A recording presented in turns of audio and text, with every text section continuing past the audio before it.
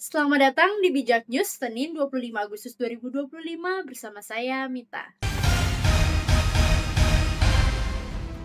Informasi pertama, Ketua Dewan Direktur Great Institute Syahganda Nainggolan menyoroti langkah-langkah Presiden Prabowo Subianto yang dinilai konsisten membela rakyat kecil. Ia menekankan bahwa kebijakan menaikkan upah buruh sebesar 6,5% bagi 50 juta pekerja serta penetapan harga gabah yang lebih tinggi telah meningkatkan kesejahteraan petani. Pertumbuhan ekonomi 5,12% di kuartal 2 bukan datang dari konsumsi orang kaya, tapi dari naiknya daya beli masyarakat bawah, ujarnya. Ia menilai pencapaian ini menunjukkan arah pembangunan yang lebih berpihak kepada rakyat ketimbang oligarki. Media yang saya sebut ini, media katakanlah TikTok, bisa ada 5.000, 10.000, 100.000, sejuta ribu akun itu kan bisa diciptakan.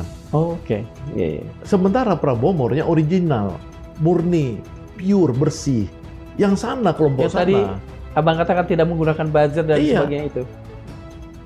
Contoh satu, misalkan ada perempuan tuh yang orang PSI yang mantan Prabowo terus sekarang namanya siapa itu, orang Jawa Timur, pernah jadi caleg. Meski begitu, Syahganda menilai Prabowo tidak memelihara buzzer atau influencer sebagaimana era Jokowi, sehingga serangan di media sosial semakin masif tanpa perlawanan seimbang. Ia mengingatkan kondisi ini berbahaya karena menciptakan kerusuhan, kebencian, hingga potensi amuk rakyat dapat dimanfaatkan untuk menuding pemerintahan Prabowo sebagai represif. Prabowo itu murni, original, dan pro rakyat. Namun kalau ia kalah cepat menghadapi gerakan lawan, maka bisa saja kekuatannya terkikis. Sementara kebijakan pro rakyat seperti kenaikan upah, penguatan nilai tukar petani, hingga langkah melawan mafia pangan nyaris tidak mendapatkan amplifikasi positif di publik, tegasnya Rabu 20 Agustus. Ia menilai Prabowo sudah melakukan langkah berani termasuk menindak elit yang terkait mafia migas. Namun masa depan pemerintahannya sangat ditentukan oleh kesolidan kabinet dan kemampuan bertahan menghadapi serangan politik oligarki. Informasi ekonomi, kios beras pasar Majestic sepi stok 24 Agustus 2025.